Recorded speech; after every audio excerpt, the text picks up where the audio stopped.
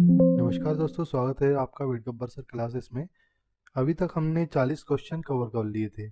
40 question तक cover कर चुके हैं, ठीक है। अब पढ़ेंगे हम 41वां क्वेश्चन है। तो पहला क्वेश्चन है, the heartworm infection in dogs is transmitted by, यानी कि कुत्तों में हार्टवर्म संक्रमण किसके द्वारा फैलता है, यानी किसके द्वारा फैलाया जाता है। जो हार्टवर्म है, हार्टवर्म क्या होता है, एक प्रकार के जो वर्म होते हैं, यानी कि इंडोपेरासाइट जो वर्म होते हैं, है ना, उनको किस प्रकार फैलाया जाता है, किसके द्वारा फैलाया जाता है। ऑप्शन है मस्किटोस यानी मच्छर द्वारा, दूसरा है टिक्स यानी किलनी द्वारा, तीसरा है लाइस, चौथा ऑप्शन है फ्लाइज। तो इसका जो सही आंसर है वो है मस्कीटो, यानी कि किसके द्वारा फैलाया जाता है, मच्छरों के द्वारा फैलाया जाता है। सबसे पहले हार्टवर्म डिसीज का समझते हैं। हार्टवर्म डिसीज, जो हार्टवर्म डिसीज होती है वो किसके द्वारा होती है, हार्टवर्म डिसीज का कारण क्या है, ठीक है। हार्टवर्म डिसीज का कारण है, लिखेंगे इसको, हार्टवर्म डिसीज, हार्टवर्म डिसीज का कारण क्या है, डाईफिलेरिया इमिटीज, डाईफिलेरिया, डायरोफिलेरिया सॉरी, डायरोफिलेरिया इमिटीज, इमिटीज होती है, ठीक है। ये कौन से वर्म होते हैं, ये होते हैं निमेटोड वर्म। जो फिलेरिया फिलेरिया फैमिली होती है उसका ये वर्म होता है। क्या नाम है इसका, डायरोफिलेरिया इमिटीज होता है, ठीक है। ये क्या करते हैं, ये वर्म कुत्ते के हार्ट और पल्मोनरी आर्टरीज में रहता है।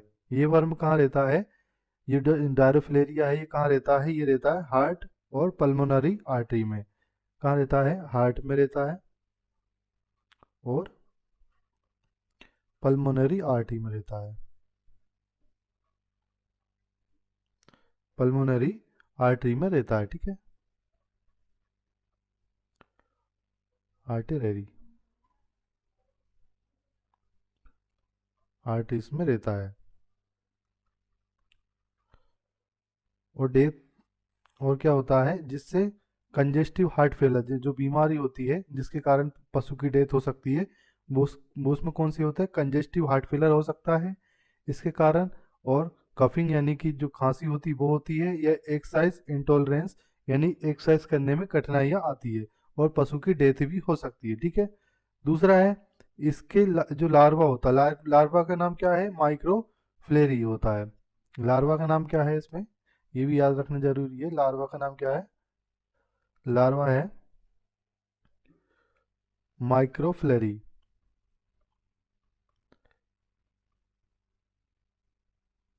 माइक्रोफ्लेरी कुत्ते के खून में पाया जाता है। किस में पाया जाता है ये लार्वा, ये पाया जाता है कुत्ते के खून में, कुत्ते के खून में पाया जाता है, कुत्ते के खून में पाया जाता है। जब मस्क्यूटो यानी कि मच्छर इन्फेक्टेड डॉग को काटता है, यानी कि कोई डॉग है, जैसे कि ये डॉग है, इसको किसी मच्छर ने काटा, मच्छर ने काटा, काटने के बाद ये लार्वा क्या होता है, कुत्ते में ट्रांसफर होकर हड तक पहुंच जाता है। सॉरी, जब ये काटेगा, इसको मच्छर इसको काटेगा, ये क्या है, इन्फेक्टेड है, ये डॉग क्या है, इन्फेक्टेड है।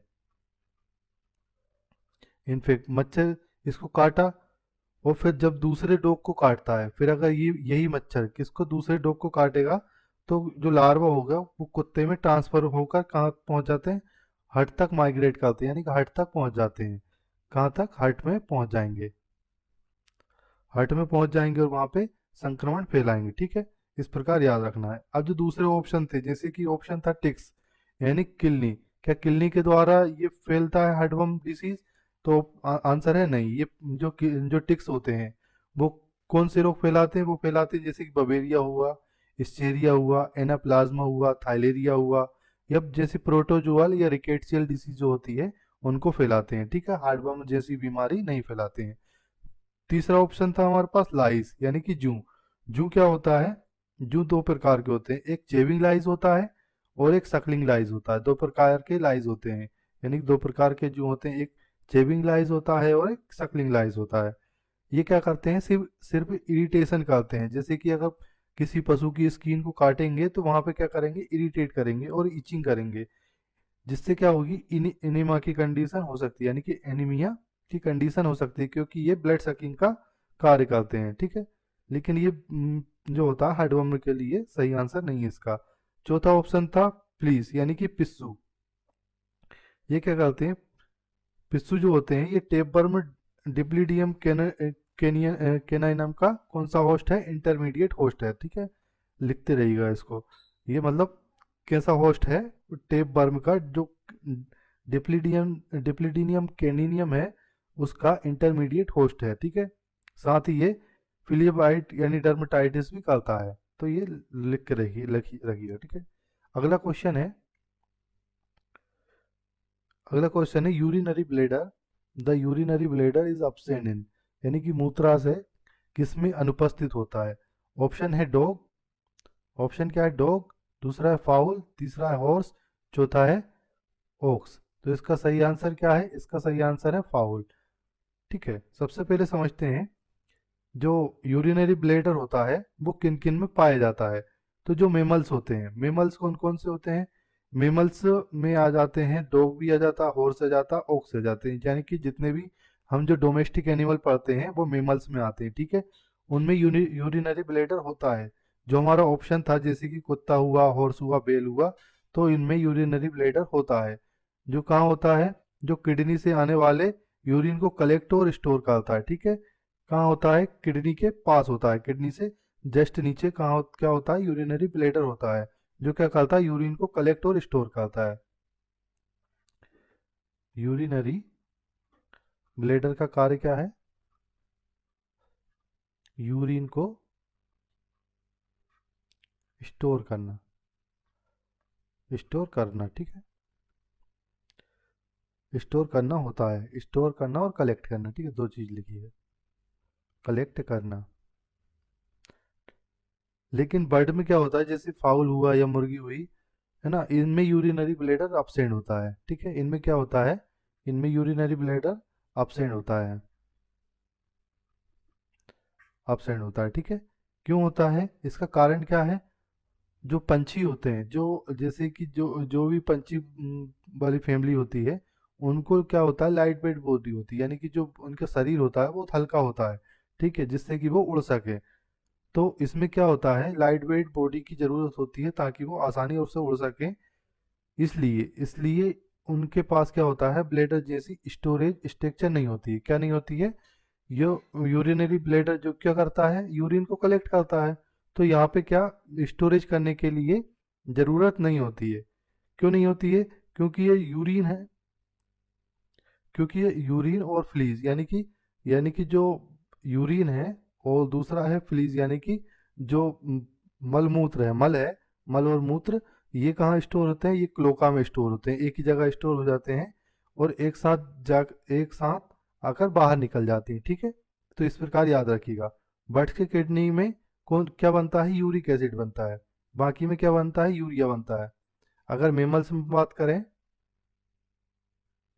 मेमल्स में क्या बनेगा, यूरिया बनेगा, और बर्ड में क्या बनेगा, बर्ड्स में बनेगा यूरिक एसिड,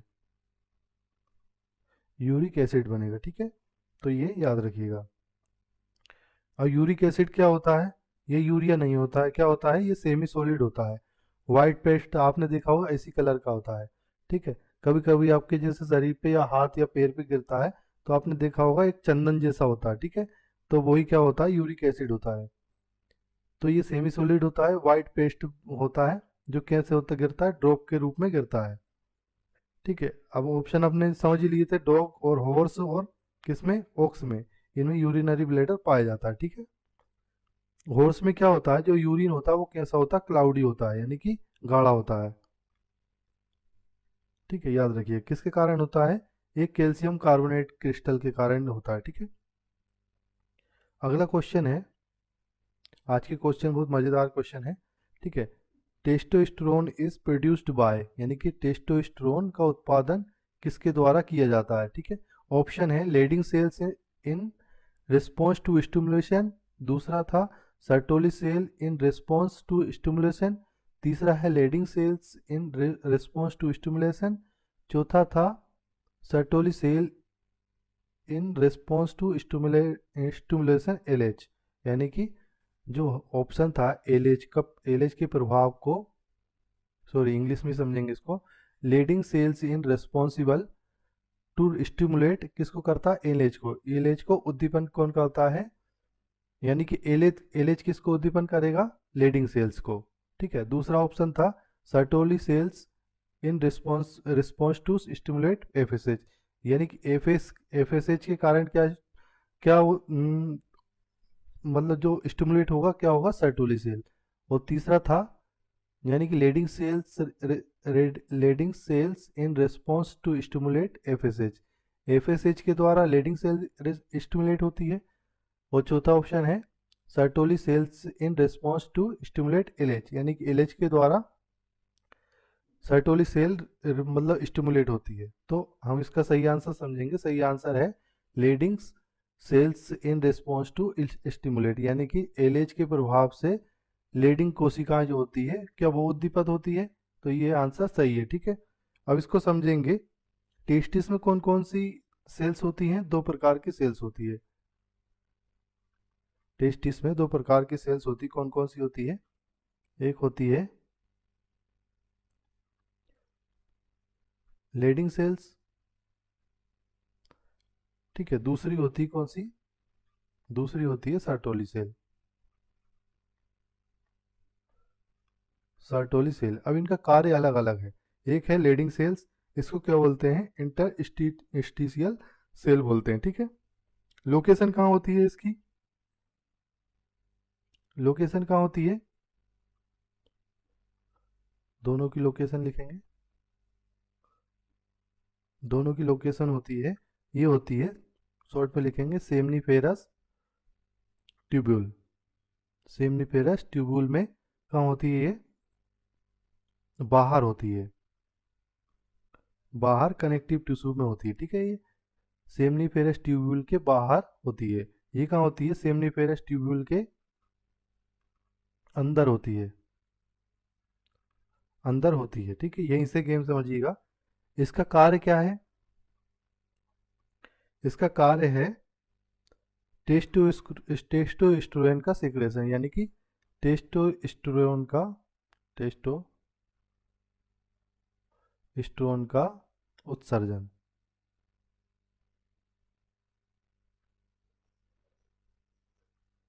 उत्सर्जन। ठीक है, और इसका कार्य क्या है, इसका कार्य है स्पर्मेटोजेनेसिस को सपोर्ट करना, यानी कि जो स्पर्म बनते हैं,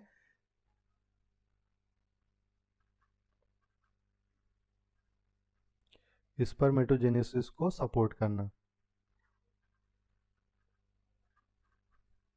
स्पर्मेटोजेनेसिस को सपोर्ट करना। ठीक है, अब जो उद्दीपक होता है ये क्या करता है, लीडिंग सेल को कौन उद्दीपित करेगा, ये करेगा एलएच।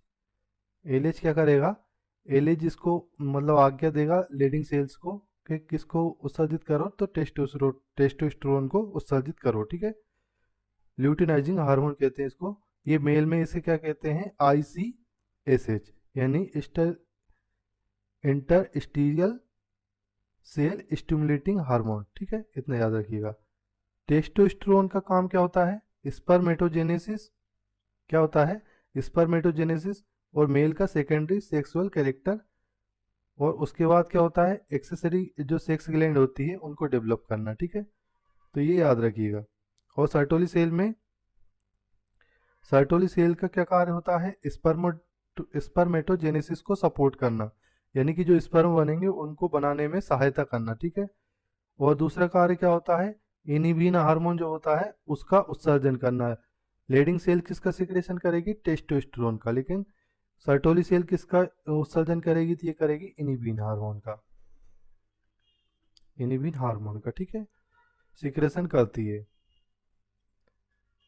अब स्टिमुलेट किसको करेगी, ये सर्टोली सेल को स्टिमुलेट कौन करता है, सर्टोली सेल करता है, सॉरी सर्टोली सेल को स्टिमुलेट करता है एफएसएच। ठीक है, फोलिकल स्टिमुलेटिंग हार्मोन कहते हैं इसको। तो इसके लिए सही आंसर क्या है, Leydig cells in response to stimulate LH, है ना। अब दूसरे ऑप्शन को जैसे समझेंगे, Sertoli cell in response to stimulate FSH, तो सर्टोलिसेल को कौन स्टिमुलेट करता है? एफएसएच करता है, ठीक है। एफएसएच के कंट्रोल में काम करती है, लेकिन ये टेस्टोस्टेरोन नहीं बनाती, ठीक है। क्या है दूसरा जो ऑप्शन था? Sertoli cell in response to stimulate FSH. हमारा क्वेश्चन था, क्वेश्चन को समझिएगा, टेस्टोस्टेरोन का उत्पादन किसके द्वारा होता है? तो किसके द्वारा होता है? लीडिंग सेल्स के द्वारा होता है, ठीक है। तो सर्टोली सेल का कोई काम नहीं है यहाँ पे। तीसरा ऑप्शन था Leydig cell in response to stimulation FSH. FSH का लीडिंग सेल्स पर कोई कार्य नहीं होता है ना। और चौथा ऑप्शन था Sertoli cell in response to stimulation LH, यानी कि इसका भी एलएच का सर्टोली सेल पे कोई कार्य नहीं होता, ठीक है। कार्य होता है, बहुत कम होता है। कहाँ होता है? तो ये होता है एलएच केवल लीडिंग सेल को स्टिमुलेट करता है। किसको करता है? लीडिंग सेल्स को। लेकिन सर्टोली सेल का काम एलएच से कोई डायरेक्ट नहीं होता, ठीक है। डायरेक्ट स्टिमुलेशन का कोई कार्य नहीं होता, ठीक है। अगला क्वेश्चन है, what is the most important economic trait of layer birds, यानी कि जो लेयर मुर्गियां होती है, लेयर मुर्गियों का सबसे महत्वपूर्ण आर्थिक गुण कौन सा है? कौन सा है? ऑप्शन है द नंबर ऑफ एग लाइड, यानी दिए गए अंडों की संख्या। दूसरे है अंडों का आकार। तीसरा है अंडों का वजन। चौथा है उपरोक्त सभी। तो इसका आंसर है the number of eggs laid, यानी कि दिए गए अंडों की संख्या। समझेंगे, जो लेयर पोल्ट्री फार्म होता है उसका मुख्य उद्देश्य क्या होता है? जो पोल्ट्री फार्म होते हैं बड़े बड़े, उनका उद्देश्य क्या होता है? उद्देश्य होता है एक प्रोडक्शन, एक प्रोडक्शन, ठीक है। अब एक प्रोडक्शन हो गया, किसी भी किसान का या पोल्ट्री इंडस्ट्री के लिए सबसे जरूरी क्या है? एक मुर्गी ज्यादा से ज्यादा अंडा दे। अब ये एक प्रोडक्शन हो गया तो क्या करते हैं इससे? ज्यादा से ज्यादा अंडा दे। तो यही हमारा आंसर होगा, ज्यादा से ज्यादा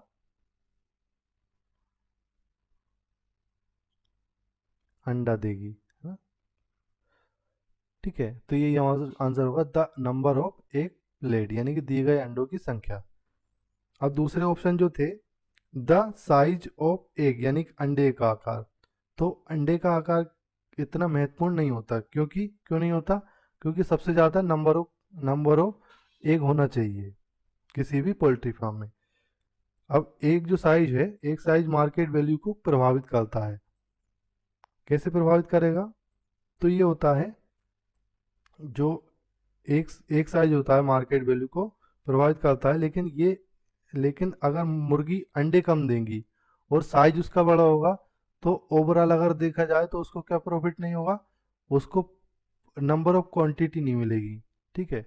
क्वालिटी जरूर मिल जाए लेकिन क्वांटिटी नहीं मिलेगी। तो इसलिए जो बड़े बड़े पोल्ट्री फार्म हैं उनको एक प्रोडक्शन के साथ साथ ज़्यादा से ज़्यादा अंडा भी चाहिए होते हैं, ठीक है। तीसरा ऑप्शन था the weight of the egg, यानी कि अंडे का वजन। तो कंज्यूमर जो कस्टमर होते हैं, जो उपभोक्ता होते हैं, ठीक है, सॉरी, जो उपभोक्ता होते हैं वो अंडे के वजन पे डिपेंड नहीं करते हैं, ठीक है। उनको मीडियम अंडा भी चल जाएगा लेकिन अंडे ज़्यादा होना चाहिए। और ऑप्शन चाहता था ऑल ऑफ द अबव, तो ये हमारा आंसर नहीं है, ठीक है। अगला क्वेश्चन है, ये बहुत ही महत्वपूर्ण क्वेश्चन है, समझिएगा इसको। What is the enzyme elevated in animals suffering from downer cow syndrome, यानी कि डाउनर काउ सिंड्रोम डीसीएस में पशुओं में बढ़े हुए एंजाइम कौन से हैं? यानी कि जो बीमारी है डाउनर काउ सिंड्रोम, उसमें पशुओं में कौन से एंजाइम बढ़ जाते हैं? इस बीमारी में कौन से एंजाइम बढ़ जाते हैं? तो सबसे पहला है एएसटी या सीपीके। इसको क्या फुल फॉर्म हम अगर समझें तो ये होता है एस्पर्टेट एमिनो ट्रांसफरेज। इसको एएसटी को क्या बोलते हैं? Aspartate amino transferase,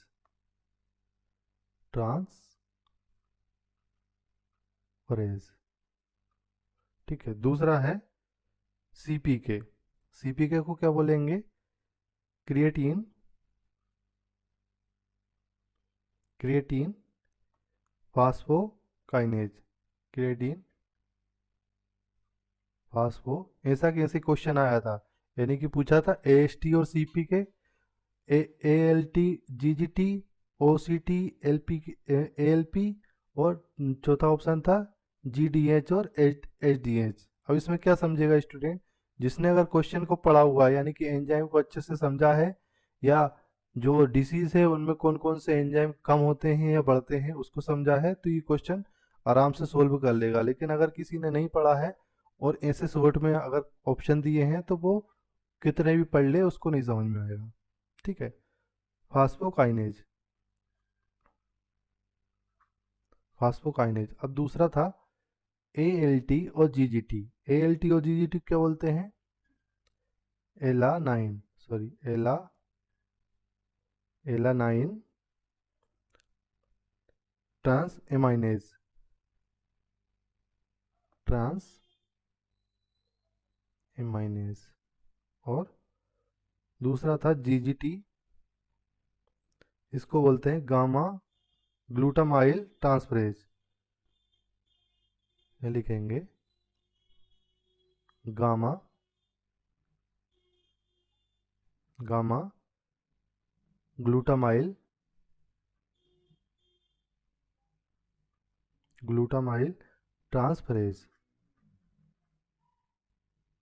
transferase, transferase. ठीक है। अब तीसरा ऑप्शन था OCT, यानी कि ऑर्निथीन, ऑर्निथीन कार्बोमाइल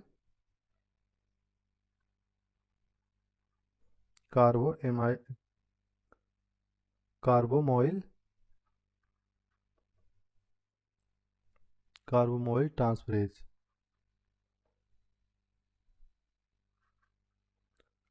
ट्रांसफरेज, ठीक है। और ALT का क्या था, alkaline phosphatase, alkaline transferase.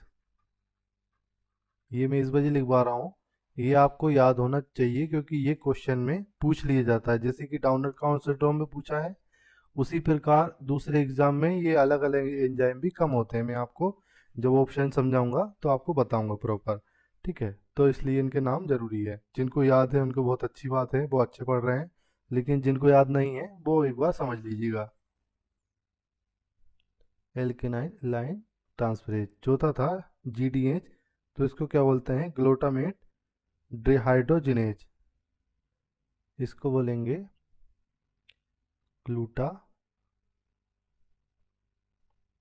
Glutamate glutamate dehydrogenase.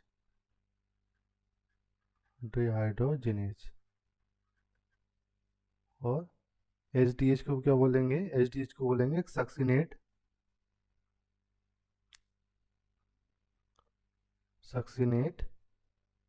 Dehydrogenase,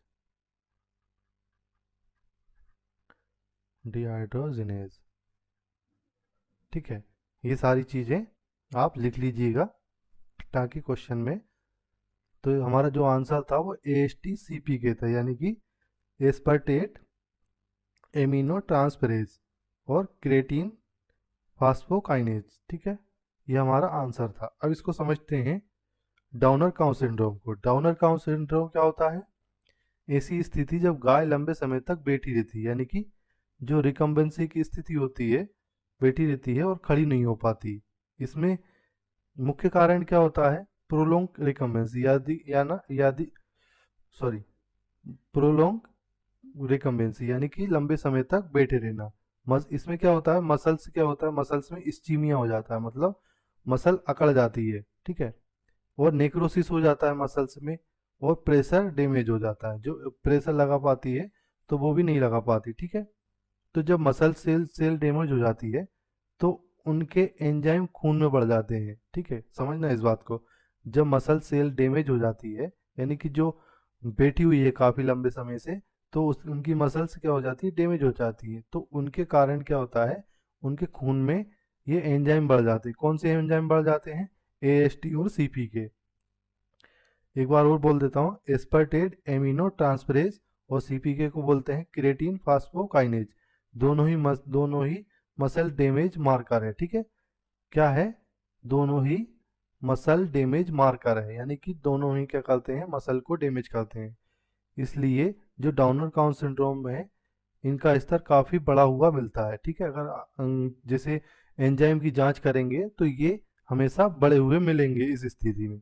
दूसरे जो ऑप्शन थे जैसे कि ALT हुआ, GGT हुआ, यानी कि ALT को क्या बोलते हैं, एलानाइन एमिनो ट्रांसफरेज। ये किस में पाए जाते हैं? ये कौन सी बीमारी में बढ़ जाते हैं? तो ये बढ़ते हैं लीवर एंजाइम यानी कि लीवर में होते हैं। ये क्यों, किस में काम करते हैं जो बीमारी बढ़ती है? तो हेपेटोसेलुलर डैमेज, यानी कि हेपेटो की जो सेल्स होती है, हेपेटोसाइट जिसको बोलते हैं, है ना, वो सेल्स होती हैं, उनको डैमेज करता है। तो उसी उसी का मार्कर है ये, यानी कि वहीं पे मार्क हो जाता है ये। और GGT क्या होता है? Gamma glutamyl transferase. ये किस में पाया जाता है? ये पाया जाता है बाइल डक्ट और कोलेस्टेरिन का मार्कर है, ठीक है। इसे याद रखिएगा, ये मसल डैमेज से संबंधित नहीं है। एक पाया जाता है लीवर में और दूसरा बाइल में, ठीक है। और तीसरा जो ऑप्शन था OCT और ALP, तो ये भी किस में पाया जाता है? ये पाया जाता है लीवर माइटोकॉन्ड्रियल एंजाइम होता है, ये लीवर माइटोकॉन्ड्रियल एंजाइम होता है। बढ़ता किस में है ये? तो ये पड़ता है हेपेटिक नेक्रोसिस में बढ़ता है ये, ठीक है।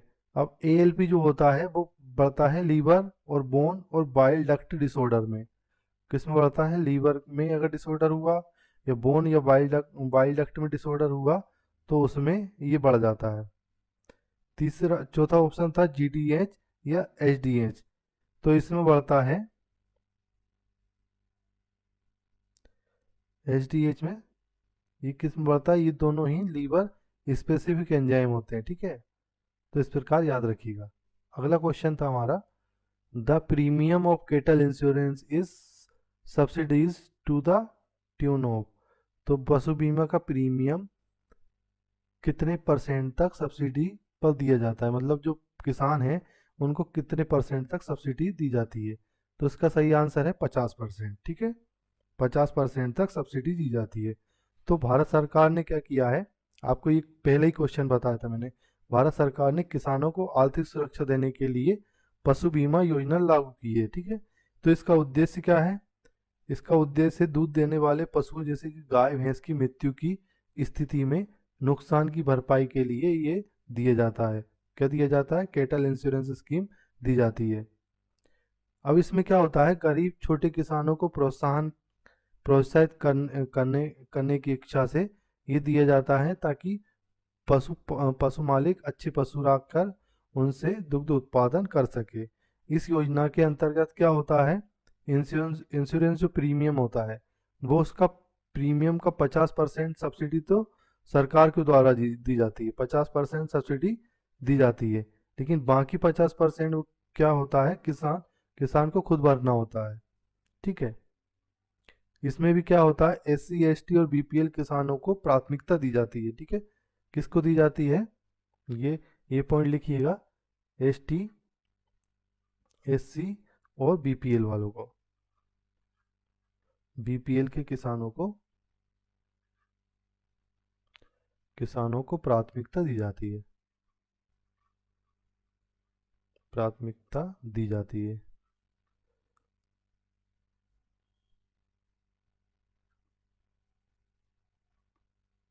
दी जाती है, ठीक है। बाकी ऑप्शन तो वैसे ही नेग्लेक्ट हो गए, है ना। अगला क्वेश्चन है, a deficiency of insulin result in, यानी कि इंसुलिन की कमी से क्या होता है? इंसुलिन की कमी से क्या होता है? तो ऑप्शन है, सबसे पहला ऑप्शन है रैपिड अपटेक ऑफ शुगर, यानी कि शर्करा का तीव्र अवशोषण। दूसरा है लो ब्लड ग्लूकोज लेवल, यानी कि रक्त ग्लूकोज स्तर का कम होना। तीसरा है डिक्रीज इन यूरिन आउटपुट, मूत्र उत्पादन में कमी। चौथा है presence of glucose in urine, यानी कि मूत्र में ग्लूकोज की उपस्थिति। तो इसका सही आंसर है presence of glucose in urine, यानी कि मूत्र में ग्लूकोज की उपस्थिति। अब इसको समझते हैं कि जो हमारा इंसुलिन की कमी होती है वो किस कारण होती है? तो इंसुलिन बनता किस में है? इंसुलिन बनता है, लिखिएगा, इंसुलिन किस में बनेगा? हमारा पेनक्रियाज बनता है। इंसुलिन हमारा किस में बनता है? पेनक्रियाज में बनता है। पेनक्रियाज में बनता है। पेनक्रियाज की कौन सी सेल में? बीटा सेल में। बीटा सेल में बनता है, ठीक है।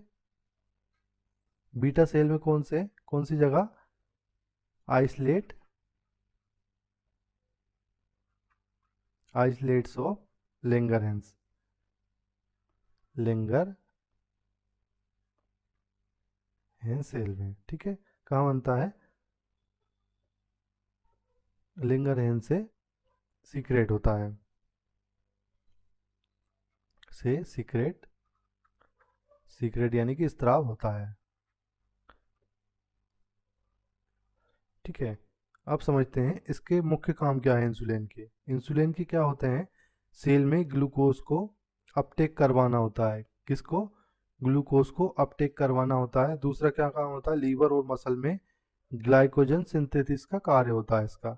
और तीसरा है फैट एवं प्रोटीन का मेटाबॉलिज्म को रेगुलेट करता है। कौन करता है? इंसुलिन करता है। तीन काम करता है। क्या क्या करता है? सेल में ग्लूकोज अपटेक करवाता है। दूसरा है लीवर और मसल में ग्लाइकोजन सिंथेसिस करवाता है। तीसरा है फैट प्रोटीन मेटाबॉलिज्म को रेगुलेट करता है, ठीक है।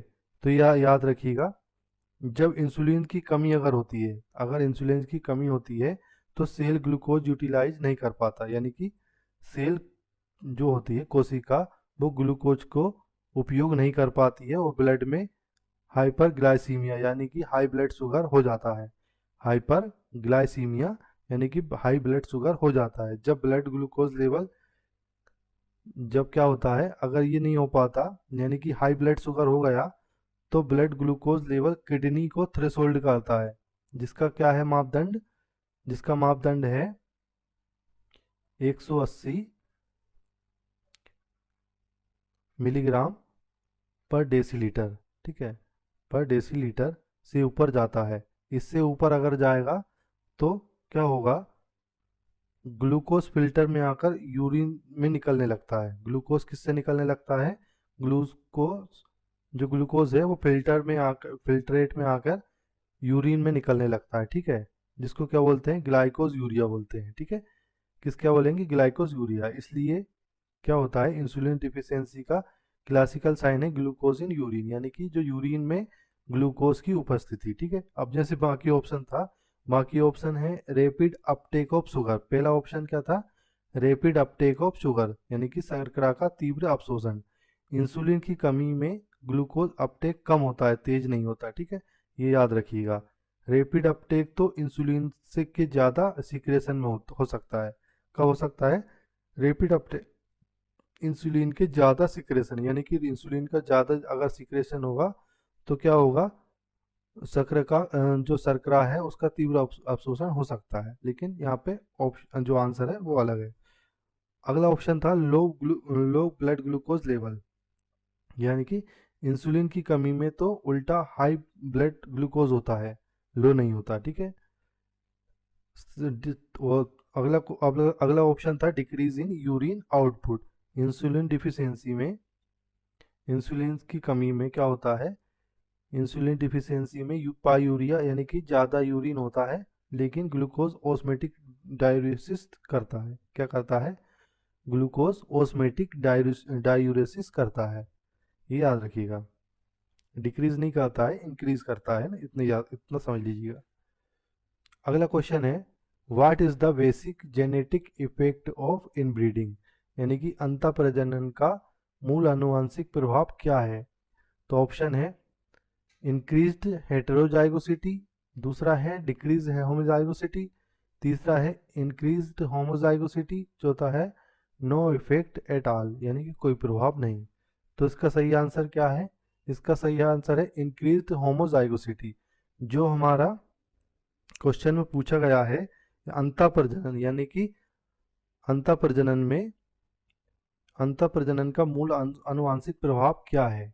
तो इसका सही आंसर है बढ़ी हुई सम युग्मता। अब इसको समझेंगे इन ब्रीडिंग को।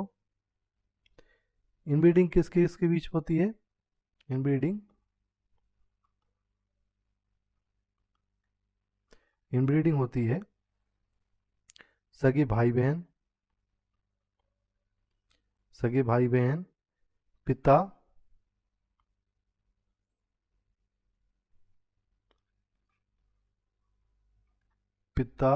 या पुत्र के बीच, और किसके? माता पुत्र के बीच, माता पुत्र के बीच। तो ये पिता पुत्री है, ठीक है, पिता पुत्री के बीच या माता पुत्र के बीच, समझिएगा इसको। होमोजाइगोसिटी कब बढ़ती है? इस कंडीशन में बढ़ती है कि यानी कि इनब्रीडिंग अगर होगी तो होमोजाइगोसिटी बढ़ेगी, इतना समझ लीजिएगा ना। तो अगला क्वेश्चन है, अब इसके जो ऑप्शन थे वो समझेंगे, सॉरी। जैसे कि increase heterozygosity, heterozygosity heterozygous allele की संख्या बढ़ने को कहते हैं। हेट्रोजाइगोसिटी किसको बोलते हैं? हेट्रोजाइगस एलील्स की संख्या बढ़ने को कहते हैं। लेकिन इनब्रीडिंग में क्या होता है? हेट्रोजाइगोसिटी घटती है, बढ़ती नहीं है। अगला ऑप्शन था डिक्रीज होमोजाइगोसिटी, घटी हुई समयुग्मता। इनब्रीडिंग में होमोजाइगोसिटी बढ़ती है, घटती नहीं है। और चौथा ऑप्शन था नो इफेक्ट आर्टल, यानी कि कोई प्रभाव नहीं। तो जेनेटिक स्टडी में साफ देखा गया है कि इनब्रीडिंग का इफेक्ट होमोजाइगोसिटी पर होता है, यानी कि समयुग्मता बढ़ती है। अगला क्वेश्चन है, ऊन की कटाई का अभ्यास मुख्य रूप से पर किया जाता है, यानी कि sharing is mostly practised in किस में की जाती है? तो ऑप्शन है सीप, गोट, हॉर्स और पिग। तो इसका सही आंसर है सीप। सही आंसर क्या है? सीप है। जो शेयरिंग होती है यानी कि ऊन की कटाई होती है, वो किसकी होती है? वो बुल, जो ऊन होता है उसकी कटाई होती है। बुल को एनिमल से काट कर निकालना क्या कहलाता है? शेयरिंग कहलाता है। यानी कि लिखेंगे, ऊन को भेड़ से काट कर अलग करना क्या कहलाता है? अलग करना शेयरिंग कहलाता है।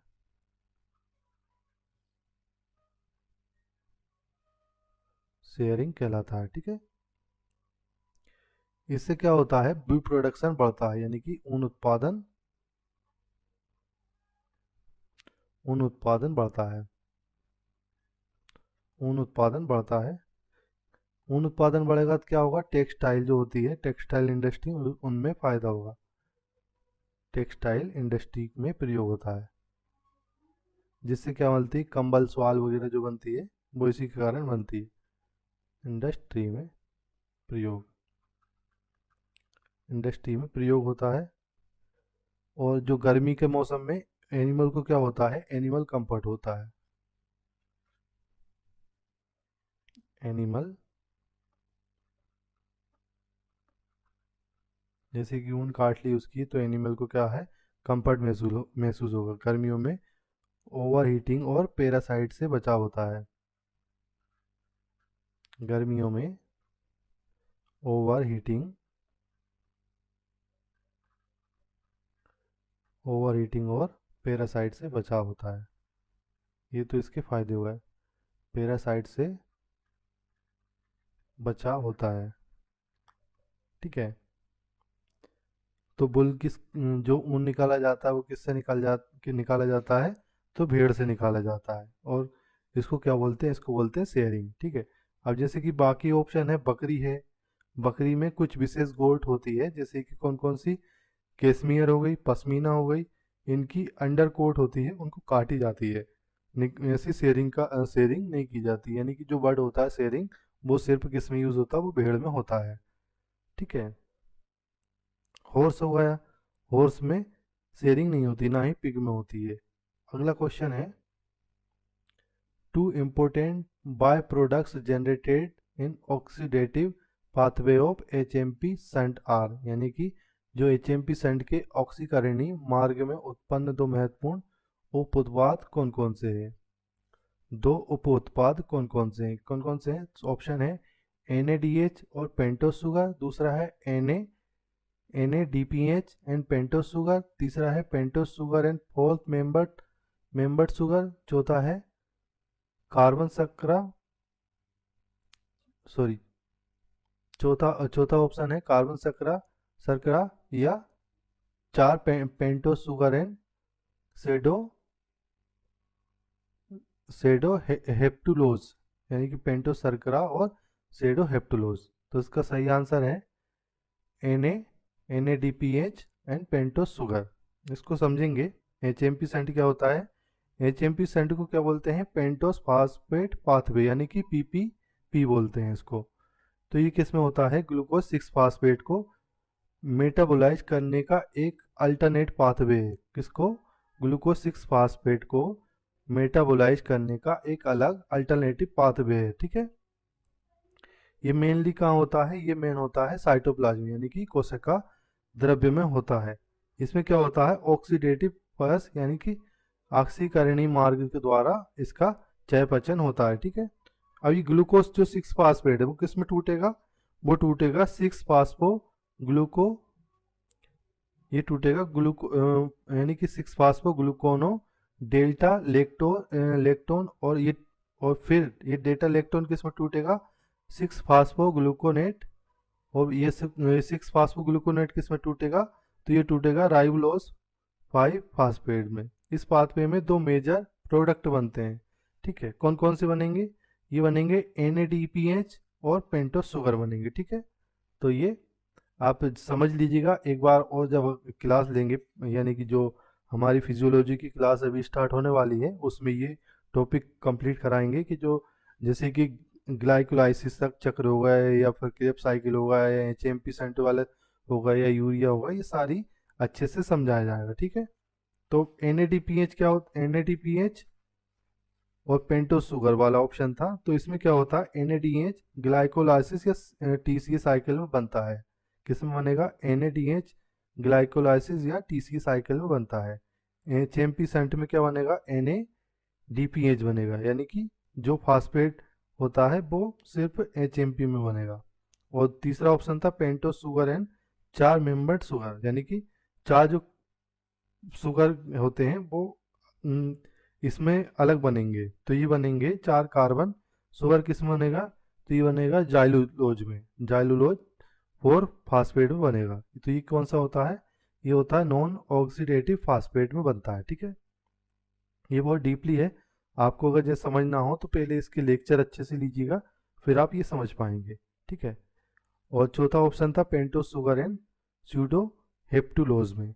तो ये होता है सेडो हेप्टुलोज में 7 फास्फेट भी किस में बनता है? नॉन ऑक्सीडेटिव फेज में बनता है। तो आज के ये हमारे कितने क्वेश्चन? 50 क्वेश्चन कंप्लीट हुए। ठीक है, नेक्स्ट क्लास कर लेंगे। और आपको अगर जैसे कोर्स या टेस्ट सीरीज लेना है तो आप मुझे व्हाट्सअप कर दीजिएगा। अभी बहुत नॉमिनल प्राइस में चल रहे हैं, आने वाले टाइम में ये महंगे हो जाएंगे जैसे जैसे ये क्लासेस कंप्लीट हो जाएंगी, और अगर एग्ज़ाम जैसे नज़दीक हुआ तो और ये प्राइस बढ़ सकता है। तो अभी अच्छा न्यू ईयर का ऑफर चल रहा है, कोर्स में चल रहा है। जैसे अगर कोर्स अगर लेते हैं तो ये मिल रहा है अभी 1499 में, और टेस्ट कितने का मिल रहा है? ये टेस्ट मिल रहा है 499 में। तो आप कोई भी ले सकते हैं, और ई बुक भी चल रहा है, ई बुक भी ले सकते हैं। ई बुक किस किस की मिल गई है? अभी LPM की मिल गई है, मिल जाएगी, और फिजियोलॉजी और एनाटॉमी की मिल जाएगी, फिजियोलॉजी एंड एनाटॉमी की। अभी कुछ दिन बाद आपको न्यूट्रिशन की मिल जाएगी, है ना। इनमें आपको बहुत अच्छे इंपॉर्टेंट क्वेश्चन दिए हैं, आप ये भी ले सकते हैं। ठीक है, बाकी टेस्ट सीरीज में आपको 100 विथ सॉल्यूशन के साथ मिलेंगे, जो क्वेश्चन मिलेंगे वो सॉल्यूशन के साथ मिलेंगे। जैसे मैं ये सॉल्यूशन करवा रहा हूँ, इससे अच्छे अच्छे सॉल्यूशन उसमें आपको मिलेंगे। ठीक है, तो आप टेस्ट सीरीज ज्वाइन कर सकते हैं और कोर्स भी परचेस कर सकते हैं। धन्यवाद।